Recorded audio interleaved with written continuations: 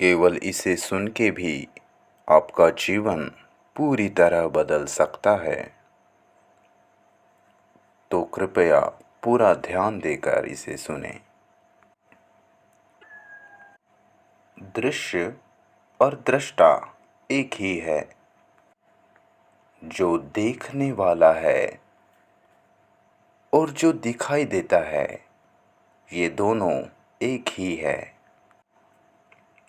जो कुछ भी हम देखते हैं, सुनते हैं, अनुभव करते हैं, वह हो गया दृश्य, जिसमें आँखों से जो दिखता है वही नहीं, बल्कि कान से सुनना, स्पर्श करना, नाक से सूंघना, यानी कि जिन जिन चीज़ों का हम इंद्रियों से अनुभव करते हैं, वह हो गया दृश्य। अब दृष्टा क्या है? अगर एक वृक्ष है जिसे एक इंसान देख रहा है, तो इसमें वह वृक्ष हो गया दृश्य और उस वृक्ष को देखने वाला हो गया दृष्टा। दो चीज़ें होती है, जो देखा गया वह और जिसने देखा वह। इन दोनों का भेद पहले जान ले। जब हम किसी चीज़ को देखते हैं, अनुभव करते हैं, तब हमारे देखने में हमारा स्वार्थ छिपा होता है। अच्छे बुरे अनुभव से बनी अतीत की यादें छुपी होती है, जिसके कारण हमारा देखना दूषित हो जाता है। जब कोई युवा युवती के तरफ देखता है, तो साधारणतः उस युवा के देखने में एक कामुकता हो सकती है, लेकिन वही युवा अगर बच्चा होता तो उस युवती को साधारण युवती की तरह देखता। इसलिए वास्तविक दृश्य जैसा होता है वैसे हमें दिखाई नहीं पड़ता, क्योंकि हमारे देखने में हमारी नज़र पर एक स्वार्थ का चश्मा लगा हुआ है। हम जैसे हैं, हमारे मन की दशा जैसी है, स्वार्थी है या लोभी है इत्यादि, वैसे ही हमें यह दुनिया दिखाई पड़ती है। दृश्य वास्तविक जैसा है वैसा हमें दिखाई नहीं पड़ता। जैसे हम हैं, जैसे हमारे मन की दशा है, वैसा ही हमें दृश्य दिखाई पड़ता है। अगर आपको जो चाहिए वह हासिल हो गया है, या कहे अगर आप जीवन में सफल हो गए हो, तब आपको यह संसार अच्छा लगने लगता है। आपके सारे रिश्तेदार, आपके दोस्त, आपके दुश्मन सब आपको अच्छे लगेंगे। लेकिन अगर आप असफल हुए, अगर आप चोट खाए इंसान हो, तो आपको बड़ी आसानी से यही संसार, यही लोग, यही आपके रिश्तेदार आपके परेशानी का कारण दिखाई पड़ेगा। आपको हर इंसान में कुछ ना कुछ खामी नज़र आएंगी। जिस वक्त आप बहुत भूखे होते हो, तब आपको सूखी रोटी भी अच्छी लगती है, स्वादिष्ट लगती है। लेकिन जब आपका पेट पूरी तरह भरा हो और आपको कोई ज़बरदस्ती खिलाने का प्रयास करे, तो आप वहाँ से भाग जाओगे, इसीलिए जब हम यानी कि देखने वाला बदल जाता है तो दृश्य भी बदल जाता है। जब हम किसी के प्यार में होते हैं तो बाहर का भी सब प्यारा लगने लगता है। इसका मतलब जो भी हमें अभी दिखाई पड़ रहा है, अनुभव हो रहा है, वह सच नहीं है। और जो वास्तविक है, जो सच में है, उसे तो हम देख ही नहीं पा रहे। क्योंकि जो दुनिया हमें दिखाई पड़ रही है वह हमारे विचार ने निर्मित की है। हमारे मन ने एक छवि का निर्माण किया है और उस छवि को ही हम देख रहे हैं। जो दुनिया वास्तव में है ही नहीं, जो केवल आपका भ्रम है या कहे झूठ है, और देखने वाला भी इससे ही जुड़ा हुआ है, इसका ही एक हिस्सा है। इसका मतलब देखने वाला भी झूठ है, वास्तविक नहीं है। देखने वाला केवल एक भ्रम है, सपने जैसा है। हमारे भीतर जो अनुभव करने वाला है, जो दृष्टा है, देखने वाला है, उसे जो अनुभव होता है वो अनुभव ही वो है। अनुभव करने वाला और अनुभव यह एक ही है, दोनों अलग अलग दिखते हैं लेकिन यह एक ही चीज़ है। यह एक ही बात होती है, दो अलग अलग बातें नहीं होती। लेकिन हमें भ्रम होता है कि हम अलग हैं, और इस भ्रम का टूटना सबसे महत्वपूर्ण बात है। यह बहुत बहुत ज़रूरी है और बहुत आसान भी। अगर आप मेरी बातों को ध्यान से सुनोगे तो अभी सुनते सुनते इसी क्षण में आप इससे मुक्त हो सकते हो।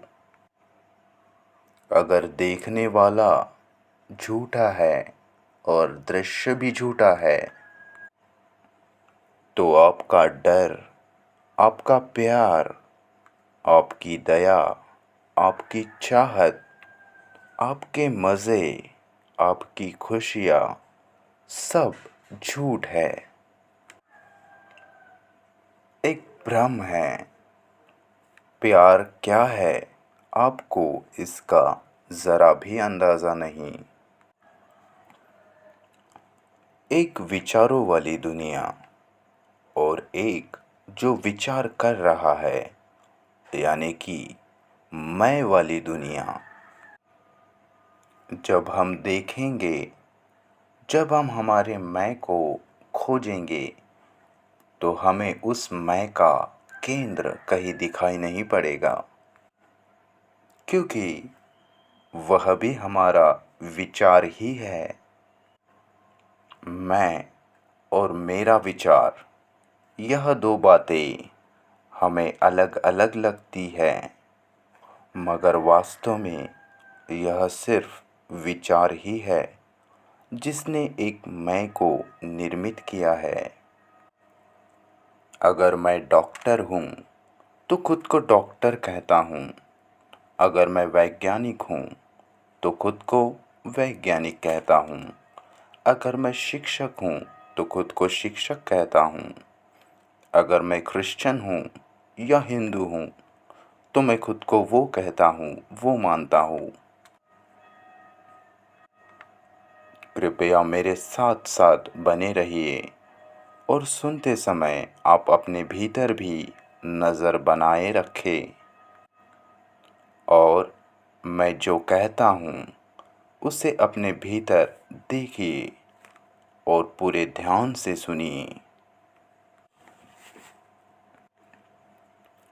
विचार एक दृश्य है, लेकिन विचार की दुनिया में कई प्रकार के विचार होते हैं। इन विचारों में जो विचार हमारे मैं से संबंधित होते हैं, जो विचार हमारे अहंकार की पूर्ति करते हैं, जो विचार हमारी पहचान से जुड़े होते हैं, वो विचार होते तो विचार ही है, लेकिन हमें ऐसा भ्रम होता है कि यह मैं हूँ, क्योंकि इस प्रकार के विचार मैं के बहुत नज़दीक होते हैं और इन विचारों से जो विचार मैं के नज़दीक है, इन विचारों से हमारा अहंकार बनता है। तो सारे विचारों में से मैं के करीब जो विचार है, हम उन विचारों को सच मानकर उन्हें और गहरा बनाने लगते हैं और मैं वाले विचार को हम फिर बहुत महत्व देने लगते हैं, बल देने लगते हैं और फिर जो बाकी हज़ारों विचार जो दिमाग में लगातार चलते हैं, उन विचारों को मैं वाले विचार नियंत्रित करने की कोशिश करते हैं।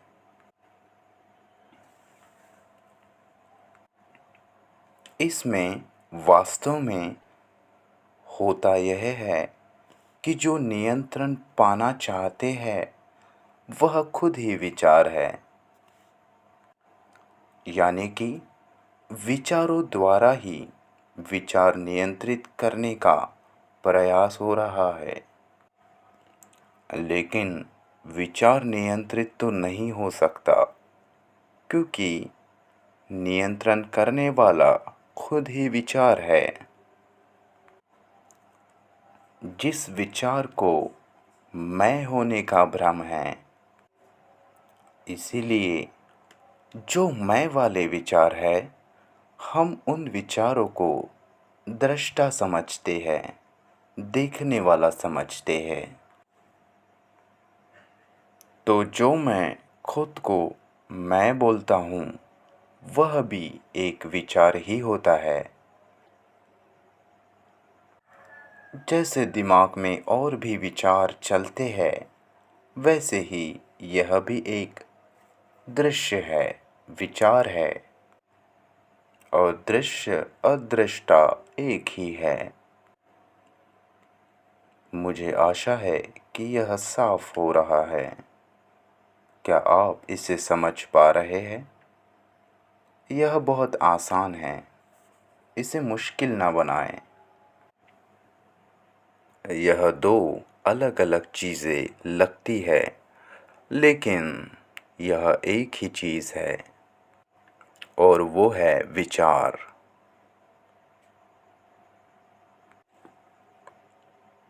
कभी हमारे पढ़ाई के विचार, कभी हमारे रिश्तेदारों के विचार, दोस्तों के विचार, कभी सेक्स के विचार। ऐसे ही विचारों के भीतर कुछ विचार हमारे मैं के होते हैं, जो अहंकार की पूर्ति करते हैं। कुछ बनने के विचार, हमें कुछ बनना है, कुछ होना है, कुछ करके दिखाना है। यही मैं के विचार है जो मैं को निर्मित करते हैं और यही विचार धीरे धीरे हमारे विचारों में विभाजन लाके मैं की निर्मिति करते हैं और फिर हमें लगने लगता है कि हम अलग कोई व्यक्तित्व है और इन्हीं मैं के विचारों के कारण हम खुद को संसार से, इस सृष्टि से अलग समझने लगते हैं। मैं वाले विचार दूसरे विचारों को अलग मानने लगते हैं। बच्चों में आपको यह बहुत कम दिखाई देगा, लेकिन जैसे जैसे बच्चा बड़ा होता है उसका मैं धीरे धीरे मजबूत होने लगता है। मैं आपको कोई आत्मा, परमात्मा, तंत्र मंत्र, कुंडलिनी के रहस्य बताने नहीं आया हूँ, क्योंकि वह सब कचरा है। मैं इन सब बातों से गुजर चुका हूँ। मुझे यह बातें व्यर्थ लगी। मैं आपको बस इस मैं से मुक्त होने को कहता हूँ, क्योंकि उससे मूल्यवान, उससे ज़रूरी, उससे महत्वपूर्ण इस दुनिया में कुछ भी नहीं। और यह आसान है। आप में से हर कोई इसे आसानी से कर सकता है। जब तक हम इस मैं में बंधे हैं तब तक हमें इस दुनिया का, खुद का और इस जीवन का कोई ज्ञान नहीं हो सकता। इस मैं से मुक्त होते ही आपके लिए जीवन के सारे द्वार खुल जाते हैं। जब आपको यह दिखाई पड़ेगा कि जो विचार को नियंत्रित करना चाहता है, जो विचार को कंट्रोल करना चाहता है, वह खुद ही विचार है। यह बात समझते ही आपके मस्तिष्क में द्वंद्व खत्म हो जाएगा, क्योंकि विचार ही विचार को कैसे कंट्रोल कर सकता है, कैसे नियंत्रित कर सकता है, क्योंकि कंट्रोलर खुद ही कंट्रोल्ड है। यानी कि विचार ही विचार को कंट्रोल करना चाह रहा है। जिसे आप खुद है ऐसा समझते हैं, वह एक विचार ही है। जब आप इसे पूरी तरह देख पाते हो, समझ पाते हो, तब आपके दिमाग में संघर्ष नहीं रहता। द्वंद्व आपके दिमाग से मिट जाता है, खत्म हो जाता है। और द्वंद्व मिटने के बाद फिर मन शांत हो जाता है। और यह द्वंद्व जब खत्म हो जाता है, वहीं से मेडिटेशन की शुरुआत होती है। यहीं से ध्यान की शुरुआत होती है। हम फिर कभी इसके गहराई में जाएंगे।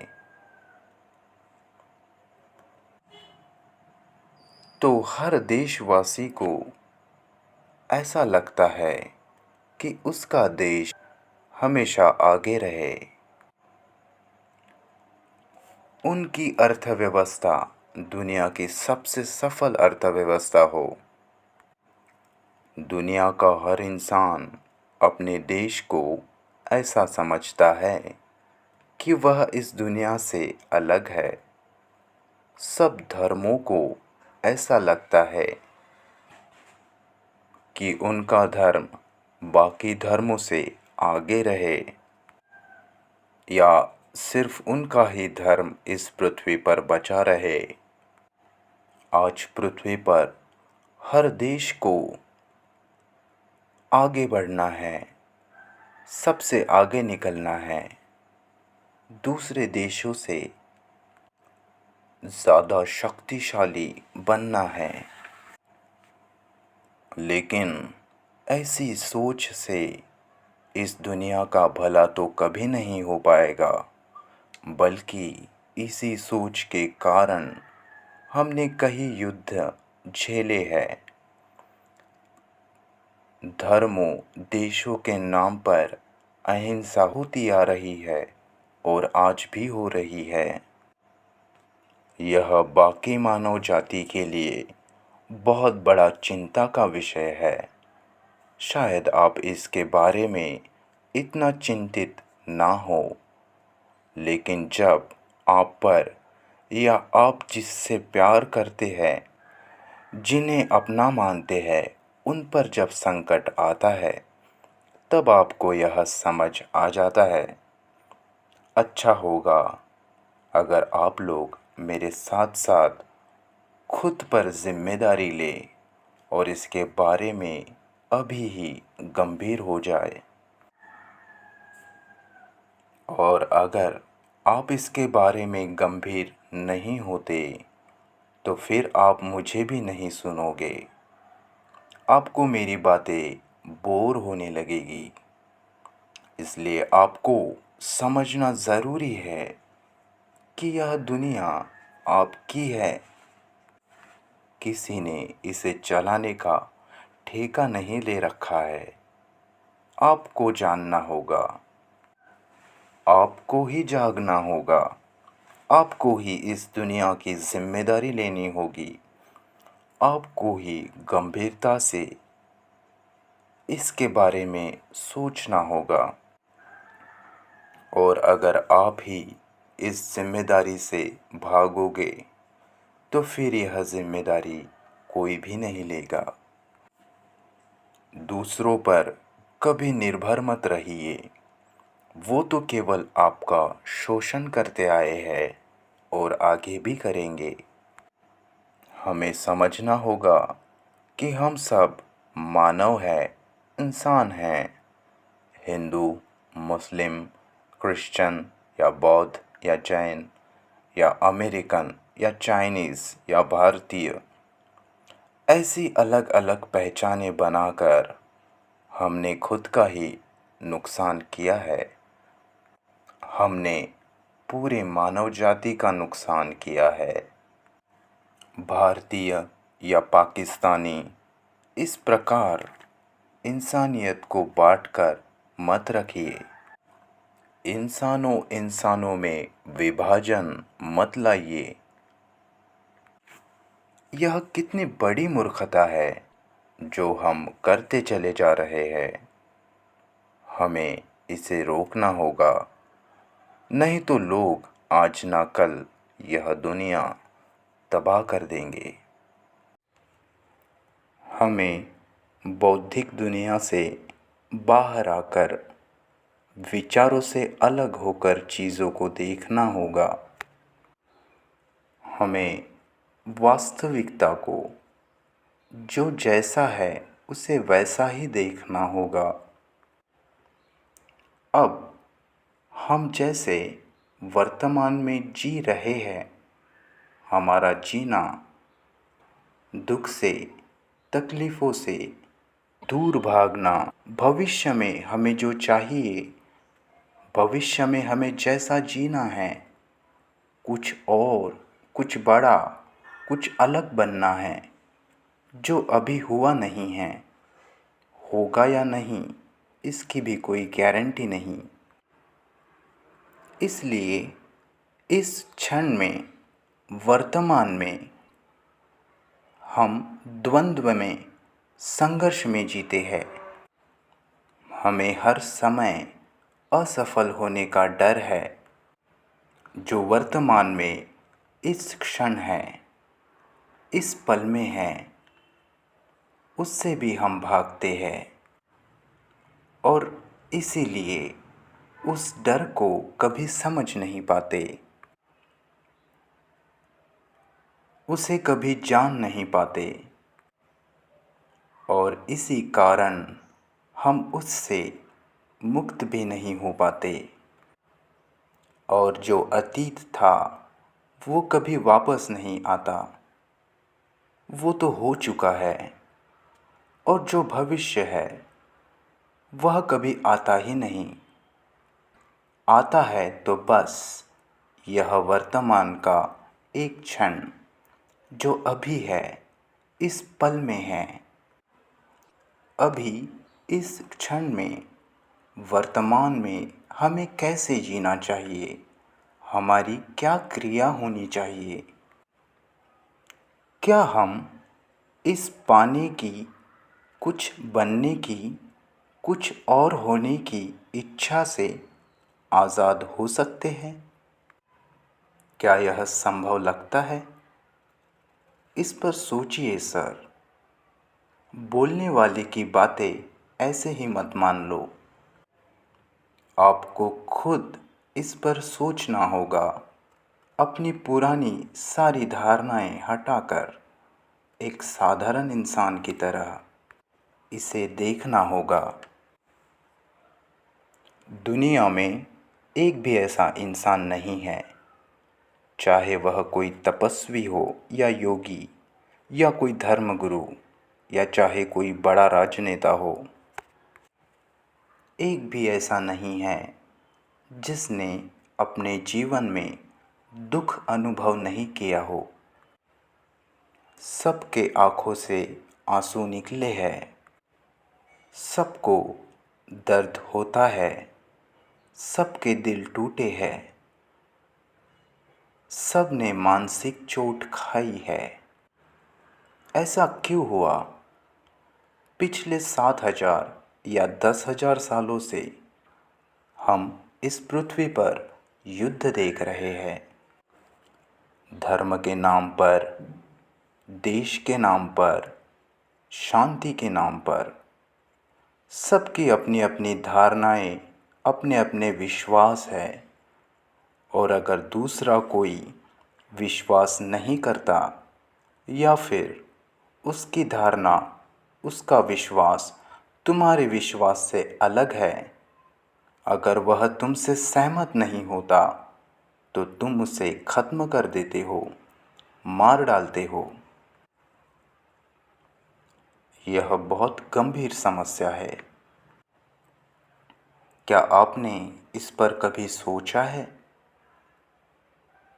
और इसे अगर जड़ से मिटाना है तो हमें बाहर की क्रांति नहीं चाहिए, हमें भीतर की क्रांति की ज़रूरत है। हम आगे इस पर और गहराई से चर्चा करेंगे। हमें भीतर से बदलना होगा और इस बदलाव के लिए समय नहीं चाहिए। समय तो इसमें बाधा है। अभी इस क्षण में यह घटित हो सकता है।